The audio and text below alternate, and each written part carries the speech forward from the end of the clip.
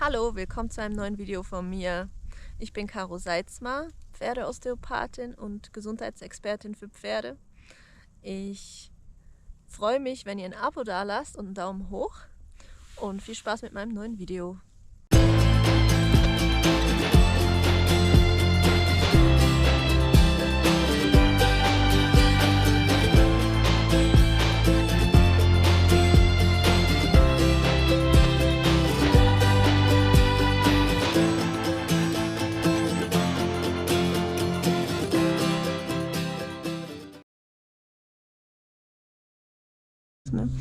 Ja, und jetzt ist es so, dass ich mich laufend weitergebildet habe. Das heißt, ich habe meine Erfahrung gemacht, futtertechnisch, weil ich habe das mitgenommen, was wir im Rennstall praktiziert haben. Ich habe sehr viel gelernt. Ich weiß auch, dass man zum Beispiel im Rennsport weltweit sehr einheitlich füttert tatsächlich, was auch eine spannende Erkenntnis ist. Das ist eine Tradition, die sich wirklich über Jahrhunderte, kann man sagen, gehalten hat.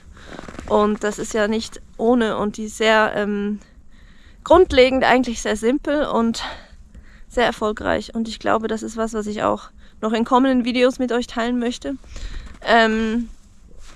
Grundsätzlich habe ich dann mich einfach auch damit beschäftigt, weil ich ja dann quasi nach meinem Rennsport, ich muss vielleicht noch ausholen, ich hatte einen Unfall in einem meiner Rennen, die ich geritten bin, und der hat mich dann einfach quasi, der hat mir so ein bisschen aufgezeigt, dass ich deutliche körperliche Grenzen habe. Und man ist natürlich dann auch in einer Rekonvaleszenzphase. Also man rafft sich wieder auf, man kratzt sein Selbstbewusstsein wieder zusammen, sage ich mal, und geht diesen Weg weiter oder eben nicht. Und ich habe es versucht. Ich habe weitermachen wollen. Ich konnte nicht, weil ich einerseits ärztlich schlecht beraten war, muss ich ehrlich sagen. Ich hatte 2 Schrauben im Fuß, die mich daran gehindert haben, weiter als 2 Kilometer zu laufen. Was mein Arzt aber dementiert hat. Er meinte, daran könnte es nicht liegen. Schlussendlich hatte ich einen Trainingsplan quasi, um wieder fit zu werden. Die Schrauben wurden nach etwas mehr als einem Jahr entfernt. Vorher ging das nicht, wegen der Stabilität. Das hat mich halt ziemlich viel wertvolle Zeit gekostet in einer Phase, wo ich quasi am Anfang meiner Sportlerkarriere gestanden habe. Und ja, das hat dann einfach nicht geklappt. Ich habe dann 7 Jahre lang mit diesem Fuß quasi, wie soll ich das nennen, Anläufe genommen, um irgendwie wieder auf die Beine sprichwörtlich zu kommen, und das hat leider nicht geklappt so richtig. Also erst nach 7 Jahren war es mir möglich, schmerzfrei wieder joggen zu gehen, schmerzfrei wirklich Sport zu betreiben, wandern zu gehen. Und da muss man auch sagen, ich bin seitdem quasi körperlich ein bisschen am Aufholen, muss ich auch ehrlich sagen. Ich habe natürlich auch von dieser Zeit so 1, 2 Altlasten, die ich mitnehme, wo ich dran arbeite. Und das ist aber auch eine Sache, die normal ist, zu einem gewissen Teil. Wenn ich dann damals, sage ich jetzt heute, eine bessere ärztliche Beratung gehabt hätte und mir jemand gesagt hätte, hör mal, der hat dir da die Schrauben einfach ziemlich blöd reingesetzt und du kannst gar nicht so viel anders machen als abwarten, bis das wieder heilt, weil die tatsächlich meine Sehne angeripst haben oder den Schleimbeutel gereizt haben, und das hat wirklich gebrannt wie Sau. Und dadurch kam ich an eine Schmerzgrenze, wo ich sagen musste, das fühlt sich nicht mehr an wie ein Heilungsschmerz, sondern eher wie was Zerstörendes. Und wenn ich hier weitermache, ich möchte gerne mit 50 auch noch laufen können. Naja, auf alle Fälle war das dann der ausschlaggebende Grund, dass ich sagen musste, hey, unter diesen Umständen geht's nicht. Es geht einfach nicht. Und man kann nicht ein bisschen Rennsport betreiben, weil, wie ich ja schon erwähnt habe, das sehr viel körperliche Fitness von einem auch fordert. Und das heißt, mit einmal jeden Samstag da ein bisschen reiten, wird man nicht fit. Man kann einfach nicht mithalten. Und folgedessen habe ich aufgehört. Und natürlich nicht erst nach diesen 7 Jahren, sondern ich habe, glaube ich, noch 2 Jahre weiter probiert. Also bis ich ungefähr 10 Jahre Rennsport hatte insgesamt. Aber das ging nicht. Mein Fuß war super, super dick nach jedem Mal, dass ich ein bisschen geritten bin, will ich sagen. Und ja, also was habe ich gemacht? Ich habe aufgehört. Ich habe ja noch studiert, wie ich schon erzählt habe. Das war gerade so die Übergangsphase zum Master. Ich habe dann aber mein Studium aufgrund dessen, dass ich quasi meine Leidenschaft verloren habe, auch ein bisschen in den Sand gesetzt, muss ich heute sagen. Allerdings war es für mich auch wirklich eine schwierige Zeit, weil ich ja alles investiert habe da rein. Und dann hatte ich wirklich zu kämpfen. Ich hatte dann auch ein Jahr ohne Pferde tatsächlich. Also komplett ohne Pferde. Und habe einfach nur mich darauf konzentriert, mich irgendwie wieder aufzurappeln. Und habe das auch geschafft, habe ein neues Studium dann angefangen, habe mehr gearbeitet, aber es hat mich nicht erfüllt.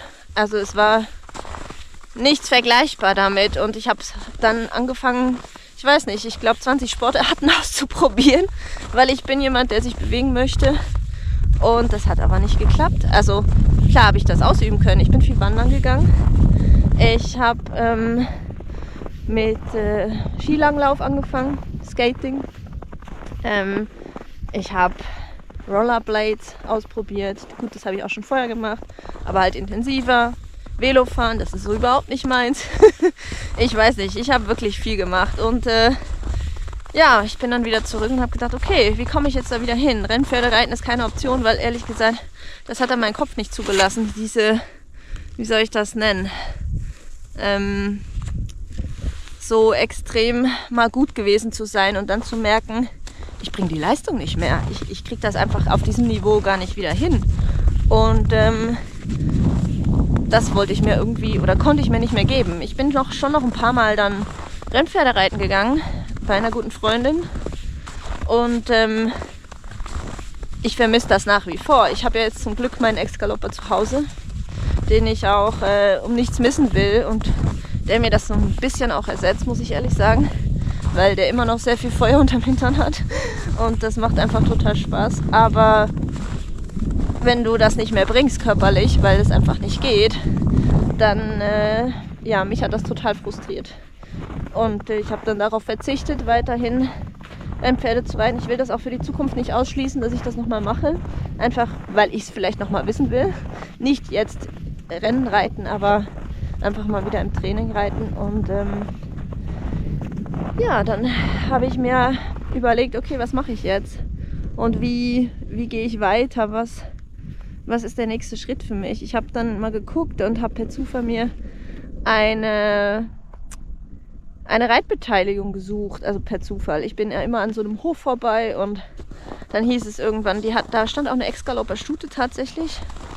Die hatte aber schon genug Reitbeteiligungen und dann habe ich einen Fuchswallach, einen Warmblüter, einen Schweizer Warmblüter, betreuen dürfen, sage ich mal. Und der hat mir auch wieder aufgezeigt, wie krass viele Pferde im Freizeitbereich halt wirklich mangelhaft ernährt sind oder dann auch einfach gar nicht dazu körperlich in der Lage sind, fit zu werden oder fit zu sein in dem Moment, weil ich habe echt dann 3 Jahre lang auch gebraucht, dieses Pferd aus seinem, ich will jetzt das nicht in x Details ausläutern, aber er hatte auch psychisch ziemlich Probleme und hat mir dann aber auch so ein bisschen einen Anreiz gegeben, da was zu tun und wir haben das Futter umgestellt und wir haben dieses Pferd, ich sag mal, wirklich auf einen guten Weg gebracht.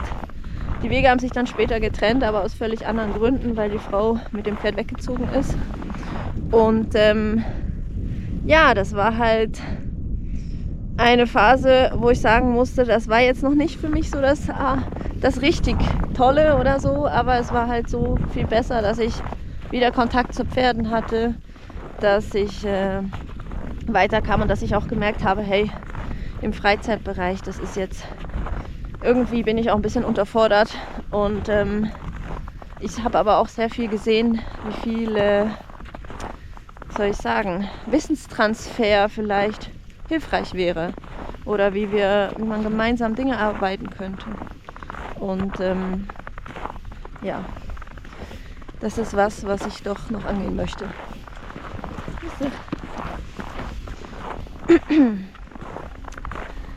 Ja, wir sind ja am Sonntagmorgen unterwegs. Langsam werden die Leute wach und kommen mir entgegen. Auf alle Fälle, wo war ich stehen geblieben? Genau, dass ich das angehen möchte, dass man quasi mehr zum Pferdewohl tut und mehr für gesunde Pferde sich einsetzt. Und nicht, weil ich sage, oh, der Freizeitreiter kann das nicht oder so, überhaupt nicht. Sondern weil einfach Wissenstransfer fehlt, ja. Heutzutage ist es schon wieder noch ein anderes, wenn ich in eine Reitschule gehe, in eine klassische, ich lerne nicht mehr, was das Drumherum angeht. Ich lerne wirklich nur noch, ich komme, ich reite dieses Pferd, ich gehe wieder nach Hause. Und zu meiner Zeit war das noch total normal, dass man seine halbe Kindheit in der Reitschule verbracht hat dann. Und, also gefühlt jedenfalls. Und dasselbe ist mir ja im Rennsport passiert. Ich habe mich da reingekniet, ich habe unglaublich viel Wissen aufgesogen und ich habe auch die Chance gekriegt dazu, schwierige Pferde zu reiten oder diejenigen, die niemand mehr reiten wollte. Und ich habe einfach gesagt, komm, ich möchte probieren, ob das funktioniert und wie ich das zum Funktionieren kriege. Und ich denke einfach, dass heutzutage kaum noch jemand die Chance hat, so viele Erfahrungen sammeln zu können, so viele Dinge tun zu können, so viel Pferde reiten zu können, wie ich das konnte. Und ja, auch einfach, weil man viel heutzutage nicht mehr so risikobereit vielleicht auch als Eltern ist. Ich weiß es nicht, obwohl ich muss sagen, meine Eltern wussten das, glaube ich, teilweise gar nicht.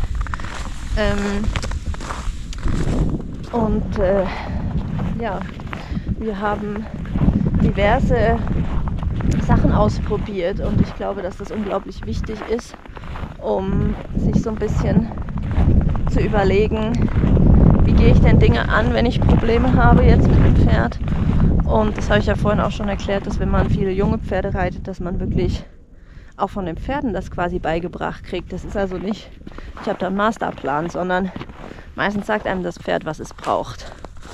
Und ja, so bin ich dann halt wieder nach dieser Reitbeteiligung quasi ein paar Jahre andere Pferde dann geritten.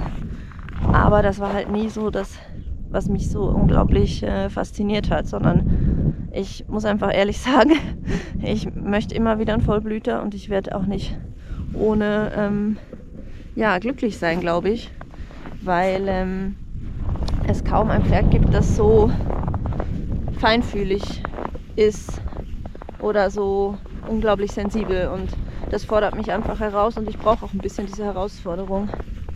Aber eigentlich war ich ja stehen geblieben wegen Freizeitreiterei und wieso ich das Gefühl habe, dass man da ein bisschen Aufholbedarf hat, und jetzt nicht eben wegen den Freizeitreitenden, sondern weil einfach vielfach die Bildungsgrundlagen fehlen.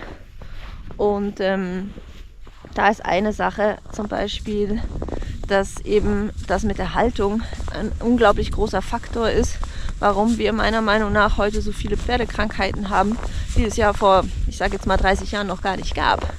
Also vor 30 Jahren hat einem noch niemand was erzählt von Cushing oder von EMS. Und das sind halt so Dinge, wo ich klar zuordnen kann, okay, wieso zeigt ein Pferd diese Auffälligkeiten? Mal Randbemerkung, für mich ist das jetzt auch keine Krankheitsbild, das nicht heilbar ist. Jedenfalls nicht, wenn man das in den ersten Jahren erkennt und entsprechend Gegensteuer gibt. Aber grundsätzlich sind diese Bilder auf dem Vormarsch. Und gerade zum Beispiel gefühlt jedes 5. Pferd, was älter als 20 ist, hat angeblich Cushing. Und da muss ich einfach auch mal ein bisschen aufräumen damit, dass einerseits kann ich sagen, die meisten von denen haben nicht wirklich Cushing. Dazu aber in einem anderen Video dann mehr. Und das andere ist, von den Haltungsbedingungen her, wenn ich mir überlege, so ein Pferd würde grundsätzlich 40 Kilometer am Tag zurücklegen. Und das ist aber gar nicht möglich in unseren Haltungsbedingungen oftmals. Stellt man sich mal vor, hier so einen klassischen Stall, der, ich sage jetzt mal, hier in der Schweiz jedenfalls ist das so, dass es, ich glaube in Deutschland auch, viele Ställe gibt, in denen man eine Halle zur Verfügung hat, vielleicht einen tollen Außenplatz, entsprechend viel Geld dafür bezahlt. Das Pferd aber am Schluss, wenn man Glück hat, einen halben Tag auf der Wiese steht während der Weidesaison. Und das ist dann aber auch eine Wiese, die ist, ich sage jetzt mal überspitzt, 25 mal 25 Meter und das ist es. Und da wächst dann nach, ich gefühlt 3-4 Wochen kein Gras mehr, weil das Pferd ja immer alles hier so abgrast und quasi immer auch dann gestresstes Gras frisst und das die ganze Zeit. Und das ist ja was nicht zur Gesunderhaltung beiträgt. Das kann ich noch alles in anderen Videos erklären und erzählen. Grundsätzlich ist es einfach unglaublich schwierig, unter solchen Bedingungen sich dann zu überlegen, wie möchte ich denn mein Pferd gesund erhalten, wenn quasi die äußeren Umstände schon so schwierig sind. Das heißt, ich sage jetzt mal einfach, bleiben wir mal bei diesem Beispiel. Dieses Pferd wird also schon überhaupt nicht auf seine Anzahl an Schrittmetern kommen, weil es einfach den Platz nicht hat, diese zu absolvieren. Sprich, auch wenn ich das Pferd reite, ich weiß nicht, vielleicht haben manche von euch eine App, wenn die reiten, um die Distanz zu messen oder wissen ungefähr, wie groß ihre Runde ist. Im Schnitt, sage ich mal, reiten wir vielleicht zwischen 8 und 12 Kilometern. Und dann könnt ihr euch ausrechnen, wenn ein Pferd jetzt 24 Stunden in der Box steht, hat man eruiert, dass es ungefähr 1300 Meter läuft. Das heißt, rechnet das mal zusammen. Okay, wenn er jetzt noch auf die Wiese geht, sagen wir mal 5 Kilometer, ja? Das heißt, wir haben also eine Reitdistanz von ungefähr 8 bis 12 Kilometern plus nochmal 5 Kilometer. Dann kommen wir im besten Fall auf 18 Kilometer, die das Pferd am Tag läuft, wenn ich es denn täglich reite. Was ja eigentlich kaum jemand heute noch macht, jedenfalls nicht im Freizeitbereich. Das heißt, ich habe einfach schon nur sehr viel weniger Bewegung und davon dann noch viel weniger freie Bewegung. Und genau die ist so mega wichtig, damit das Pferd auch im Gleichgewicht bleiben kann. Und ja, deswegen ist mir das auch ein Anliegen, Anreize zu schaffen, die Situation von vielen Pferden zu verbessern. Natürlich haben wir heute mehr Offenställe und weniger so diese klassische Boxenhaltung, aber die ist immer noch sehr verbreitet. Und für mich ist die auch nicht per se mega schlimm, wenn ich ein Sportpferd habe, aber ich muss halt gucken, dass ich das tagsüber dann ausgleiche oder phasenweise auch nachts im Hochsommer zum Beispiel. Aber dass das Pferd dann die Möglichkeit hat, wirklich seine Meter zu machen und auch frei sich zu bewegen. Und ich Bewegungsanreize schaffe, damit das funktioniert. Und ja, das wäre so das, was quasi so meine Herzensangelegenheit ist.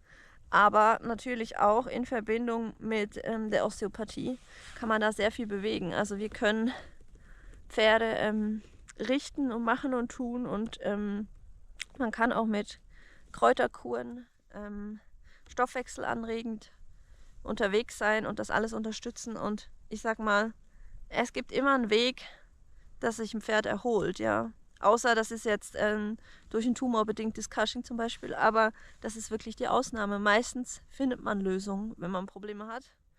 Und es soll auch ein bisschen Mut machen.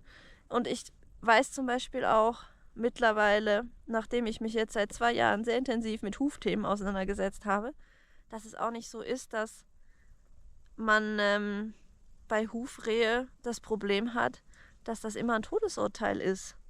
Oder dass es am Ende ein Todesurteil ist, was ja auch viele denken. Ja, jetzt leidet das Pferd, das wird immer leiden. Nein, man kann das hinbekommen, vorausgesetzt, man setzt den Huf in Balance. Und ich glaube, es sind so Dinge, ja, wenn man die Puzzleteile alle zusammensetzt und dieses Bild mal erfasst und versteht, weshalb wir heute in unserer modernen Zeit, in der wir Pferde zu unserem Vergnügen halten und nicht zur Arbeit hauptsächlich, und dass unsere Haltungsbedingungen eigentlich kontinuierlich, ja, ich sag mal, bis vor gefühlt 10 Jahren schlechter wurden. Dass man das auch wieder aufholen kann und dass das nicht bedeutet, dass die Pferde schlechter geworden sind. Im Gegenteil, die sind eigentlich immer noch top, so wie sie sind. Ich will jetzt nicht davon reden, von Überzüchtungen und diesen züchterischen Themen, sondern davon, dass ein Pferd eigentlich sehr überlebensfähig ist und auch präventiv unterwegs ist in seinem ganzen Verhalten und ja, sehr gut ohne uns zu Schlag kommt. Und das ist eigentlich das Tolle, wir haben es noch nicht, oder wir haben es nicht geschafft, es so zu zerstören, durch unsere Haltungsbedingungen beispielsweise, dass es nicht mehr fähig ist, ja, sich zu rehabilitieren. Und das ist so toll. Und das möchte ich eigentlich teilen, zu sagen, hey, schaut mal, ihr könnt euren Pferden auch aus einem RMS raushelfen. Das ist möglich, bitte. Wenn ihr Sachen umstellt, wenn ihr bereit seid, euch zu öffnen, wenn ihr bereit seid, Dinge anders anzuschauen und vielleicht, ja, soll ich sagen, an einem Punkt seid, wo es möglich ist, von dem Gruppendruck, den man auch öfter in Stellen halt hat, dass zum Beispiel halt die Idee herrscht, dass Gras quasi was Schlechtes ist fürs Pferd. Oder, ja, das sind ja so grobe Beispiele, sage ich mal, dass man einfach gewisse Dinge nicht füttert oder dass man dem Pferd abspricht, selbst Entscheidungen fällen zu können, was das Fütterung zum Beispiel angeht. Und ja, ich weiß, dass man dafür schräg angeschaut wird. Ich werde auch schräg angeschaut manchmal. Aber wenn man wirklich das Gesamte erfasst, dann stellt sich diese Frage nicht mehr, weil man einfach weiß, okay, ich erreiche damit Erfolg. Es funktioniert. Und das ist ja das, was so unglaublich wichtig ist, dass man vorwärts kommt und dass wir was bewegen und dass es den Pferden einfach besser geht am Ende. Und dass mein Ziel ist wirklich, dass wir weniger Pferde haben, die unter solchen Krankheiten leiden und die ein schreckliches Leben führen mit Maulkorb auf der Wiese und so weiter.